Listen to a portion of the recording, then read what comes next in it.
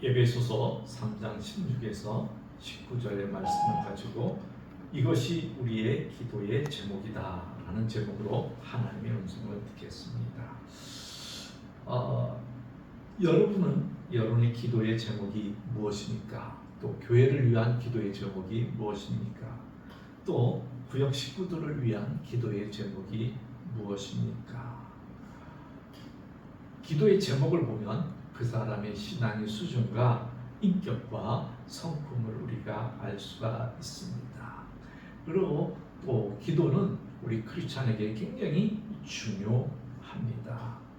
그리고 그 기도를 끝까지 한다는 것은 더 중요하고, 또 더 중요한 게 있다 그러면 내가 기도한 대로 산다는 것은 굉장히 중요합니다. 많은 크리스찬들이 기도한 대로 살지 못하기 때문에 그의 신앙이 언밸런스 되고 나중에는 그 믿음의 배가 파산되게 되는 것입니다. 많은 사람들이 오래 사는 것들을 중요하게 여깁니다. 예, 오래 사는 건 좋지요. 그러나 오래 사는 건 못지않게 더 중요한 게 있다 그러면 내 사명대로 살다가 하나님이 오늘 나를 불렀을 때 후회 없는 삶을 사는 것입니다. 여러분이 이 책을 읽어본 적이 있을 것입니다. 이런 타이틀의 제목을 가지고 있는 책인데, 남김없이, 후퇴 없이, 후회 없이라는 분의 저서인데, 이분은 윌리엄 오드라는 분입니다. 시카고에서 고등학교를 졸업하던 해에 법적으로 백만장자가 됐습니다. 그래서 대학 입학을 앞두고 있는데 부모님이 여행을 시켰습니다. 세계 일주를 시켰습니다. 아시아, 중동, 유럽 이런 데 가면서 직접 보니까는 잘 산다는 했지만 못 사는 나라, 또 못 사는 사람이 있었습니다. 그래서 그는 편지 한 장을 부모에게 씁니다. 나는 일생을 전도 사업과 그 일에 대한 준비를 바치겠습니다. 그리고 성경 뒤편에다가 글자 하나를 썼습니다. 지체할 수 없이라는 단어를 썼습니다. 그리고 그는 이제 그 유명한 프린스턴 신학교를 졸업하고 중국에 있는 회교도들에게 복음을 전하기 위해서 이집트에 가서 모슬렘들을 어떻게 이해할까 체험하기 위해서 갔다가 거기에서 뇌망염에 걸려서 한 달도 못 돼서 주님 품에 안긴 분입니다. 그러면서 그분이 나는 나의 가는 길을 후회하지 않는다. 그러면서 이제 성경책에 발견된 세 문장이 있는데, 남김없이, 후퇴 없이, 후회 없이. 남김없이라는 것은 예수 그리스도를 위해 나의 모든 것을 남김없이 드리고 싶다. 후퇴 없이 예수님을 따라가기 위해서 나는 뒤돌아보지 않는다. 후회 없이 나는 최후의 날에도 그날에도 후회 안 하겠다. 우리 주님 만났을 때 내가 그때 조금 더 잘할 걸. 내가 그때 조금 더 잘할 걸. 그래서 천국에 가면은 무슨 합창 소리가 제일 많이 들린다 그래요? 껄 소리가 제일 많이 들린대요. 왜? 그때 내가 좀 더 봉사할 걸. 그때 내가 조금 더 기도할 걸. 그래서 껄 소리가 천국에 제일 많이 들린대요. 그래서 이분의 낡은 수첩에는 이런 문장이 새겨져 있습니다. 언제나 자신에게 노 말하고 예수님에게 예스라고 말하라. 이것이 힘든가? 힘들게 오르는 갚아는 길인가? 그러나 이 길을 가는 모든 사람에게 예수님 바로 곁에서 동행해 주신다. 내가 아무리 많은 것을 포기했다 할지라도 그분의 임재가 보상해 준다. 모든 사람의 마음속에는 보좌의 십자가가 있다. 예수님이 보좌에 앉으시면 나의 자아는 십자가에 달린다. 그러나 나의 자아가 보좌에 앉으신 예수님이 십자가에 달리신다. 예수님 보좌에 앉으시면 나는 예수님이 인도하는 곳으로 달려가 따르겠는가. 보좌에 앉으신 예수님 나의 삶의 모든 부분과 모든 사역을 영화롭게 한다. 주님이 자기 마음속에 있으면 25살의 짧은 생애지만 그는 누구보다도 멋진 주의 일을 했던 사람입니다. 그래서 그의 묘비에는 이런 글귀가 쓰여 있다고 합니다. 그리스도의 안에 있는 사람, 그는 일어나 모든 것을 버리고 주님을 따랐으며 형제 사랑에 대한 특별한 마음을 품고 주님을 섬기는 마음속에 열정이 불타오르며 소망으로 기뻐하며 고난을 인내하며 기도에 힘쓰며 성도와 교통하며 다른 이들을 공경한 그의 삶은 주님 안에서 믿음 외에는 달리 설명할 길이 없다. 25년 동안 짧은 생이지만 믿음으로 그는 살았고, 그는 그의 기도의 제목대로 정말 남김없이 후퇴 없이 후회 없는 삶을 25년 동안 살다 갔습니다. 저와 여러분은 이 사람보다 좀 더 오래 지금 살고 있습니다. 여러분은 주님을 위해 남김없이 드리고 싶습니까? 예수님을 따르기 위해서 후퇴 없이 따라가고 싶습니까? 그날에 주님을 만났을 때 후회 없는 신앙생활과 기도의 삶을 살고 있습니까? 사도 바울은 오늘 우리에게 성도들을 향해서 또 자기가 기도하는 기도의 제목들을 우리에게 가르쳐주고 있습니다. 에베소 3장 16절에 우리가 읽은 본문에는 이렇게 되어 있습니다. 그의 영광의 풍성을 따라 그의 성령으로 말미암아 너희 속사람을 능력으로 강건하게 하옵시며. 사도 바울이 성도들을 향해서 제일 먼저 강구하는 것은 속사람이라는 용어입니다. 속사람이라는 용어는 바울의 서신에 3번 나타나는데, 이거는 혼과 반대되는 삶을 말하는 것입니다. 우리의 육신은 육체적인 것들을 좋아하지만 우리 속사람은 하나님의 법을 즐거워해야 되기 때문에 그렇습니다. 그래서 육체는 하나님의 법을 굉장히 싫어할 수밖에 없어요. 기도하는 거 좋습니까? 힘듭니다. 그러나 속사람은 기도해야지만 삽니다. 성경 읽는 거 얼마나 힘듭니까? 그러나 속사람은 성경을 읽어야지 삽니다. 육체는 전도해야지만 살지만 내 속사람은 전도를 또 해야지 강건해지는 것입니다.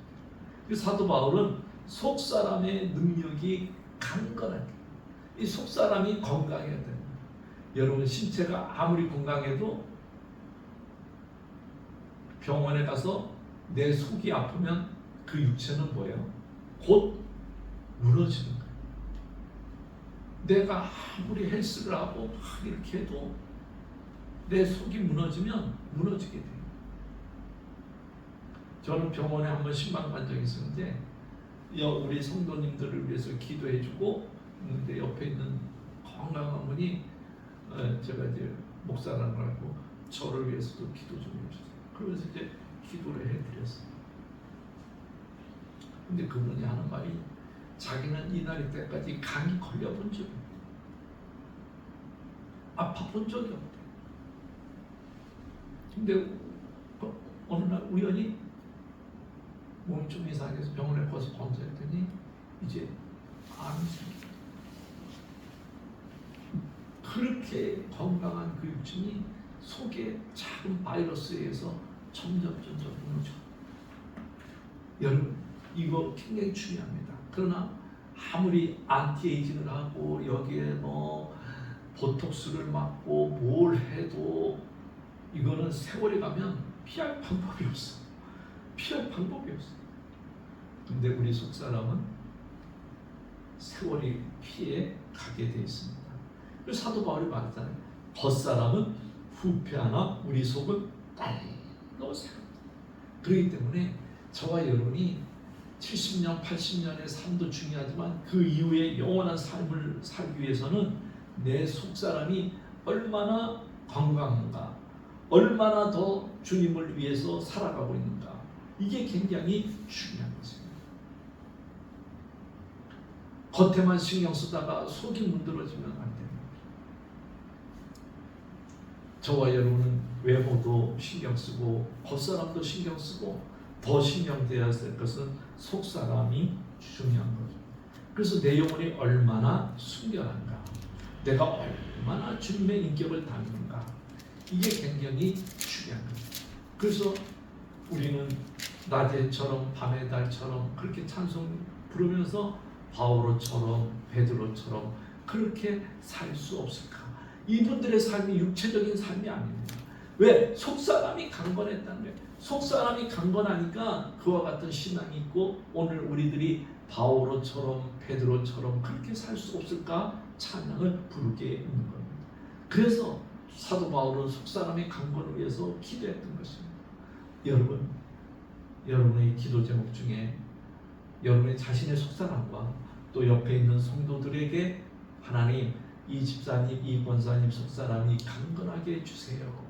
또 여러분의 자녀들이 속사람이 강건하게 해달라고 기도할 수 있기를 바랍니다. 속사람이 강건하면 하나님께서 모든 것을 해결해 주기 때문에 그렇습니다. 두 번째는 뭐냐면 에베소 3장 17절에 보면 믿음으로 말미암아 그리스도께서 너희 마음에 계시게 하옵시고, 너희 마음에 계시게 하옵시고. 자, 사도 바울은 두 번째 한 것이 뭡니까? 첫 번째는 속사람의 강건, 두 번째는 우리들의 마음속에 누가 있어야 돼요? 그리스도가. 너희 마음에 그리스도가 계시게. 좀 죄송한데 제가 이 본문을 헬라어로 이렇게 좀 써놨습니다. 그리스도께서 계시게 하옵시고. 카토이 캣스사이라는 단어인데요. 헬라어는 두 개의 계시다는 단어가 있어요. 두 개. 하나는 파로이코스, 또 하나는 카토이케오라는 건데요. 이게 뭐냐면 하나는 에베소서 2장 19절에 나오는데 이거는 이방인 나그네로서의 거주하는 삶을 말하고 있어요. 근데 오늘 본문에 사도 바울이 쓴 이 카토이케오는 뭐냐 그러면 성령께서 영원히 내 마음속에 내주해 주시기를 간구하고 있는 거예요. 그러니까 어떤 사람은 성령님이 나그네로 있는 분이 계셔요. 그리고 어떤 분은 영원히 이 사람 속에 거주하는 분이 계시는 거예요. 여러분, 그 사도 바울은 에베소 성도들의 마음속에 성령이 나그네로 이방인으로 잠시 그냥 머물다 가는 게 아니라 영원히 거주해 주기를 기도하고 있는 거예요. 오늘 사랑하는 여러분, 성령님이 여러분의 마음속에 영원히 계시기를 바랍니다. 그래서 성령님과 더불어 여러분이 교제하며 살아갈 수 있기를 바랍니다. 그래서 세 번째는 뭐냐면 너희 사랑 가운데 뿌리가 박히고 터가 굳어지기를 원한다. 이 말은 뭐냐면 자, 속사람이 강건했습니다. 그 다음에 이제 우리가 좀 전에 살펴본 대로 속사람이 강건하고 그 다음에 성령님이 내게 내주하고 계십니다. 그런데 이것이 이제 사도 바울이 여기에만 있으면 되는 게 아니라 어떻게 해요? 뿌리가 박히고 터가 굳어지기를 원한다는 거예요. 그러니까 신앙생활에서 가장 중요한 게 뭐냐면 뿌리가 깊게 내리고 터가 굳건해져야 된다는 거예요. 왜? 신앙생활 하면서 얼마나 많은 어려움이 있습니까? 얼마나 파도가 많습니까? 하루에도 얼마나 많은 비바람이 불어옵니까? 목사인 저도 쓰러지기 일보 직전인데 큰 교회 목사님들은 얼마나 더 큰 바람이 많이 불어오겠습니까? 그럼에도 불구하고 뿌리가 박히고 터가 굳어지는 것이 굉장히 중요합니다. 그래서 저는 여러분이 전도하다 보면 나도 옛날에 교회 나갔어요. 나도 옛날에 여전도 회장했어요. 뭐 이런 사람들을 종종 만나게 됩니다. 그 왜 그렇게 지금은 안 믿을까요? 뿌리가 깊게 내리지 않았기 때문에, 터가 물렁물렁해졌기 때문에.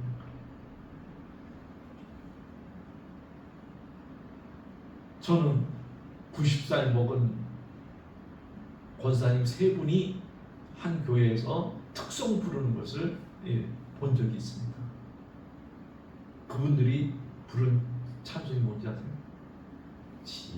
지금까지 지내온 거 주의 크시는 아마 부릅니다. 못 못 부르는 찬송 끝까지 알아야지. 따라 여러분 좀 해줘야 돼. 그 90살 부르는 분들이 하는데 그때 내가 손을 썼어요. 이 찬송이야말로 이분들의 삶에서 정말 멋진 고백이다 라는 생각이. 왜 90살 동안 지금까지 지내온 주에 얼마나 많은 어려움이 있었겠어요. 근데 새파랗게 젊은 아이들이 뭐 40대 50대 된 사람들이 지금까지 지내온 주의 크신 은혜라 부르면 속으로 좀 그래. 왜? 앞으로 풍랑이 얼마나 많아서 이 믿음이 휩쓸려가면 안 되는데, 휩쓸려가면 안 돼. 저는 많은 상담을 하면서 많은 사람이 왔어요. 대표적으로 큰 워십 단체에서 워십을 하는 사람도 만나봤어요. 근데 그 워십할 때 막 순교할 것처럼 그래요. 근데 조그만 풍랑에 깨지는 것은 너무나 많아요. 여러분의 사랑의 믿음의 뿌리가 깊게 내릴 수 있기를 바랍니다. 여러분의 터가 굳건해지기를 바랍니다. 그러면서 사도 바울은 네 번째로 이렇게 말하고 있습니다. 16, 19절 좀 한번 읽어볼까요? 같이. 능히 모든 성도들과 함께 지식에 넘치는 그리스도의 사랑을 알고. 그리스도의 사랑을 뭐하고요? 알고 그 넓이와 깊이와 높이와 깊이가 어떠함을 깨달아 하나님의 모든 충만한 것으로 너희에게 충만하게 되기를 원하노라. 여기 보면 뭐가 나왔냐면 넓이, 깊이, 높이, 깊이 이게 나와요. 여러분, 많은 학자들은 이것을 이렇게 표현합니다. 넓이, 깊이, 길이, 높이, 깊이를 어떻게 표현하냐면 데오도로트라는 분은 구속의 비밀, 또 어떤 사람은 그리스도의 교회, 또 어떤 사람은 성전, 제롬이라는 교부는 십자가의 비밀이다, 크리스토스는 하나님의 사랑이다, 또 웨트라는 분은 하나님의 지혜다, 모올이라는 분은 사랑이다, 칼빈이라는 분은 그리스도의 사랑이다, 이렇게 표현합니다. 그러나 이 모든 것을 저는 하나로 통틀어서 한 구절을 저에게 적용시켜 봤습니다.